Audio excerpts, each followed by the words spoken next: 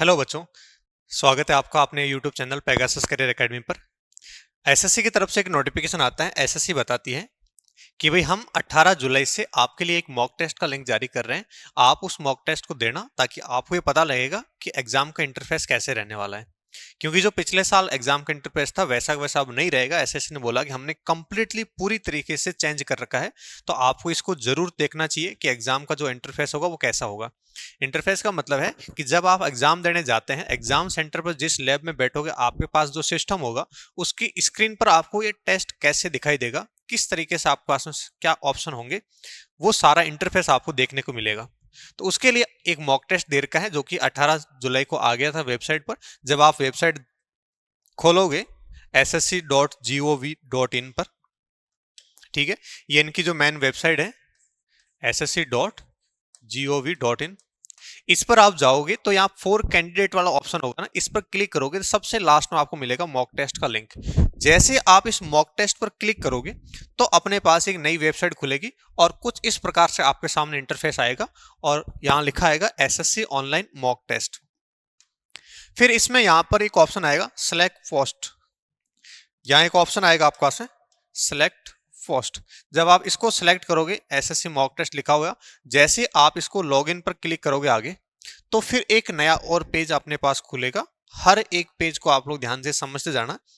तो आप जैसे एग्जाम में इस तरह से लॉगिन करोगे तो लॉगिन करने के बाद में आपके पास एक रजिस्ट्रेशन नंबर होगा, फिर एक रोल नंबर होगा, कैंडिडेट का नाम होगा और यहाँ पर एग्जाम का नाम लिखा रखा। आपके सामने यहाँ पर दो फोटो होंगे। एक तो आपका वो फोटो जो आपने फॉर्म भरते टाइम अप्लाई किया, फॉर्म भरते टाइम लगाया था वो, और दूसरा फोटो जब आप लैब के अंदर गए थे एग्जाम सेंटर पर तो वहां पर आपका रजिस्ट्रेशन के टाइम फोटो क्लिक किया होगा। और उसके ऊपर यहाँ पर आपके सिस्टम नंबर लिखा होगा कि आप लैब के अंदर कौन से सिस्टम पर बैठे हैं, उस सिस्टम का नंबर होगा, उस कंप्यूटर का नंबर यहाँ पर लिख रखा होगा। फिर जैसे आप यहाँ पर आगे लॉगिन की तरफ बढ़ोगे तो अगला पेज किस इस प्रकार से आपके सामने खुल के आएगा। अब यहां से मेन पेज स्टार्ट होते हैं जो एग्जाम के हिसाब से। यहाँ पर आपका एग्जाम का नाम लिखा होगा और फिर यहाँ पर आपके पास में रोल नंबर होंगे और जो पासवर्ड होगा, अभी तो देखो एसएससी ने दिए रखा है ABC1 लगा के यहाँ आगे लॉगिन हो जाएगा, लेकिन रियल एक्चुअल एग्जाम में आपका जो पासवर्ड होगा आपके एडमिट कार्ड के अंदर दे रखा होगा। जैसे पहले जो एग्जाम होते थे उसमें जो पासवर्ड होते थे हमेशा डेट ऑफ बर्थ होता था, तो इस बार क्या होता है वो आपको एडमिट कार्ड आएगा तब पता चल जाएगा। तो जैसे आप इसमें रोल नंबर और इसका जो पासवर्ड फिल करके आगे लॉगिन करोगे तो फिर अपने पास क्या नया ऑप्शन खुलता है इनके बारे में देखो। तो फिर आपके पास इस तरह से एक नया पेज ओपन होगा। तो दो फोटो आपको यहाँ पर दिखेगी, एक तो फॉर्म वाली और एक दूसरी यहाँ पर लैब के अंदर रजिस्ट्रेशन वाली। वही के वही फोटो यहाँ पर दिखेगी, एप्लीकेशन फॉर्म और रजिस्ट्रेशन जो वेबकॉम वाली फोटो होगी वहां पर ये दिखेगी। यहाँ पर आपके रोल नंबर हो जाएंगे, नाम हो जाएगा, एग्जाम की डेट और डे आपको दिखा देगा। जैसे आज की बात करें सैटरडे 19 जुलाई, तो जिस दिन आपका एग्जाम होगा उस दिन की तारीख और उस दिन का वार आपको दिखाई देगा यहाँ पर। फिर आप और आगे कंटिन्यू की तरफ बढ़ोगे तो फिर अपने पास अगला नया जो पेज आएगा वो कुछ इस प्रकार से होगा। इसमें यहाँ पर ये 4-5 लाइनें लिखी हुई होती है और ये पहले भी होती थी। पहले जब आप एग्जाम देने जाते थे तो वहां पर एक आपको कमीशन कॉपी दी जाती है, सीसी बोलते हैं जिसको। तो उसके अंदर ये वाली जो दो दो लाइनें हैं इनको आपको अपनी हैंड राइटिंग के अंदर लिखना होता है, वो अभी भी है। और अभी इन्होंने ये बोल रखा है, ऊपर वाले जो इंस्ट्रक्शन दे रखा है उसमें बोला कि एडमिट कार्ड के अंदर एक खाली जगह आएगी, उसके अंदर आपको ये लिखना होगा अपनी रनिंग राइटिंग के अंदर, ठीक है। उसके बाद आपने जब इसको कंफर्म करके आगे आप कंटिन्यू करोगे तो नया पेज एक और ओपन होगा। फिर आपको बोलेंगे कि आप सिलेक्ट प्रिफर्ड कॉम्प्रिहेंशन लैंग्वेज, आप कौन सी लैंग्वेज को प्रिफर करेंगे। यहां पर दो ऑप्शन आए थे, हिंदी और इंग्लिश का।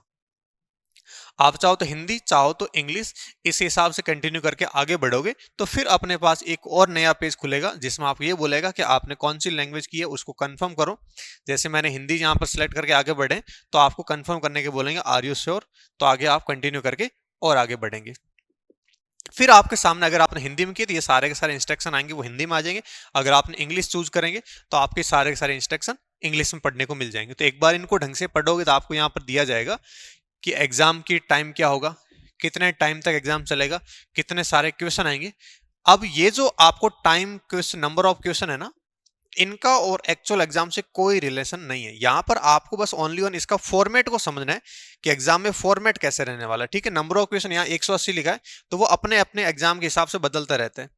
ठीक है, अभी जैसे सिलेक्शन पोस्ट का एग्जाम होने वाला है तो उसमें 100 सवाल आएंगे, 4 पार्ट होंगे, तो उसी हिसाब से टोटल 100 सवाल 1 घंटे का टाइम होगा। ठीक है, इसके अलावा आपको यहाँ पर नेगेटिव मार्किंग कितनी क्या होगी, जैसे इसमें देर का 0.25, तो जिस एग्जाम में जितनी होगी वो आपको देर की होगी, इनको आपको ध्यान से पढ़ लेना है। इसमें आपको कई सारे लाइनें देखने को मिलेगी। ठीक है, कि कौन सी लैंग्वेज होगी, नेविगेशन की को कैसे यूज करेंगे, आंसर को कैसे देना है, ये सारे इंस्ट्रक्शन यहाँ पर दे रखे हैं। ठीक है, कई सारी चीजें आपको दे रखी हैं कि भाई जितने भी पाबंदी होती है, परीक्षा के दौरान आप कहीं नहीं जा सकते, वहीं बैठना रहता है, परीक्षा खत्म होने से पहले आप वहां से बाहर नहीं जा सकते हैं, आपको अनुशासन बना के रखना है, ये सारे कुछ इंस्ट्रक्शन दे रखे। लास्ट में आपको लिख रहा है गुड लक, और फिर आगे एग्री करोगे। ठीक है, तो फिर अपने पास आता है कि select preferred language to display question, कि क्वेश्चन आप कौन सी लैंग्वेज देखना चाहते हैं। फिर से आपको बोला, पहले जो लैंग्वेज सेलेक्ट की वो किस लिए, इंस्ट्रक्शन पढ़ने के लिए। अब है क्वेश्चन को किस लैंग्वेज में चाहिए, आपको इंग्लिश में चाहिए या हिंदी में। तो अगर आपको इंग्लिश में चाहिए तो इंग्लिश पर क्लिक करके कंटिन्यू कर दो, या फिर हिंदी पर क्लिक करके कंटिन्यू करोगे तो अगले पेज के अंदर आप चले जाओगे। फिर आपके सामने कुछ और इंस्ट्रक्शन आएंगे, इसको ध्यान से समझना।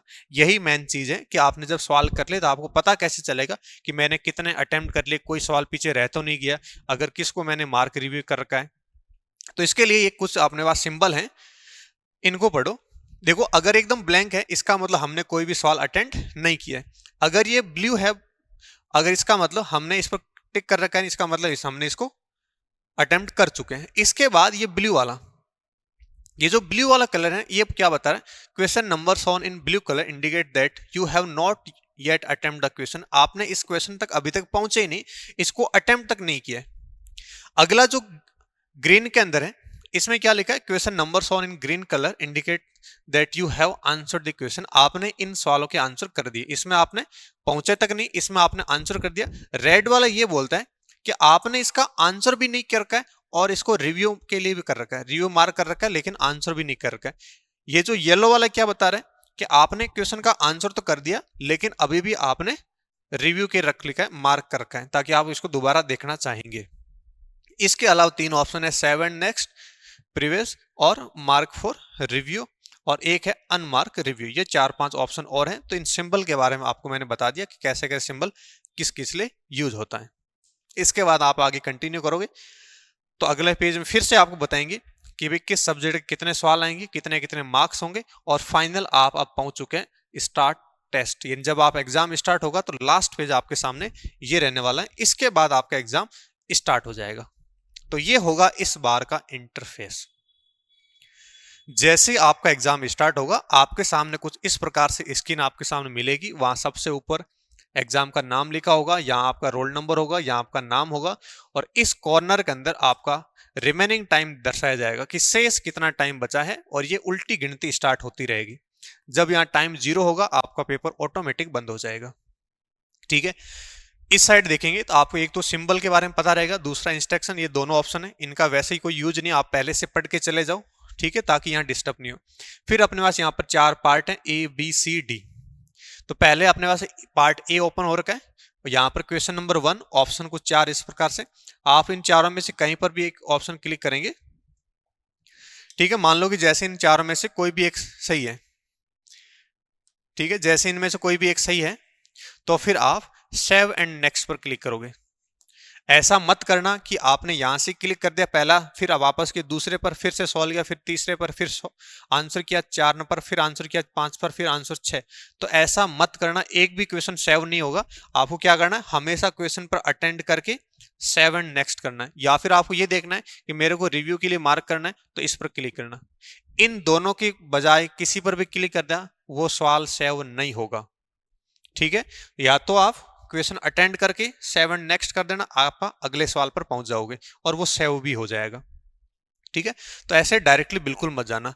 और अगर आपको कोई भी मतलब रीजनिंग में कोई सवाल आया, कोई डायग्राम आया, आपको जूम करने की जरूरत पड़ेगी, तो ऊपर देखो 2 ऑप्शन है, जूम प्लस और जूम माइनस, यानी जूम आउट जूम इन का आपको ऑप्शन दे रखा। आप बड़ा भी कर सकते हैं स्क्रीन को और छोटा भी कर सकते हैं।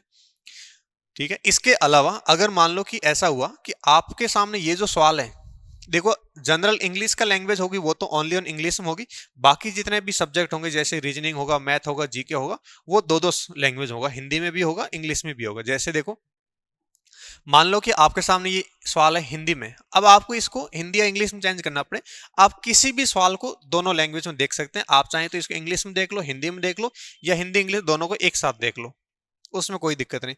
आपने मान लो स्टार्टिंग के अंदर इंग्लिश चूज किया है, फिर जैसे सवाल ओपन हो गए पेपर पूरा, आपने देखा कि मेरे को तो हिंदी में करना है या इंग्लिश में करना है, तो आप बाद में भी चेंज कर सकते हो, कोई दिक्कत नहीं है। समझ गए? तो लैंग्वेज आप हर एक सवाल में चेंज कर सकते हैं। तो ये छोटी सी बातें ध्यान रखने। तो पहले वाले जो एग्जाम का इंटरफेस था, जैसे आप टीसीएस करवाती थी, वो ऐसा नहीं था, अब ये इंटरफेस ऐसा रहेगा। ठीक है, तो ये चीजें ध्यान रखना। तो पहले वाली सारी चीजें चेंज हो चुकी है। इतना सारा चेंज होने की वजह भी ये है कि पहले एग्जाम टीसीएस करवाती थी, अब एग्जाम कोई और वेंडर कराएगा। ज्यादातर संभावना है कि एडुकेटी कराएगी। ठीक है, ज्यादातर संभावना यही है कि एडुकेटी एग्जाम करवाएगी। अभी आप बातें सुन रहे हैं कि एडुकेटी का एग्जाम का लेवल मतलब कैसे क्या करेगी, लेवल में कैसा क्या होगा। देखो इसका तो सबको पता तभी चलेगा जब एग्जाम हो जाएगा। लेवल में उम्मीद करेंगे ज्यादा कुछ भी चेंज नहीं आएगा, और सारी कोई धांधली भी नहीं होगी, पेपर एकदम शांति ढंग से सब कुछ हो जाएगा। तो अभी जिनका सिलेक्शन पोस्ट का एग्जाम है 24 तारीख के, तो वो सभी लोग इस मॉक टेस्ट को अपने मोबाइल लैपटॉप जिसमें एक बार खुद लॉगिन करके इसको देख लेना, इसके इंटरफेस को जान लेना, ताकि कहाँ पर किस तरह से यूज करना है, ताकि आप एकदम फ्रेंडली हो जाओगे इस इंटरफेस के, ताकि वहां पर कोई दिक्कत आपके नहीं आएगी। समझ आ गई इतनी बातें? तो यही था अपने पास इतना ज्यादा चेंज, तो इसको आपको जरूर देखना था। Thank you.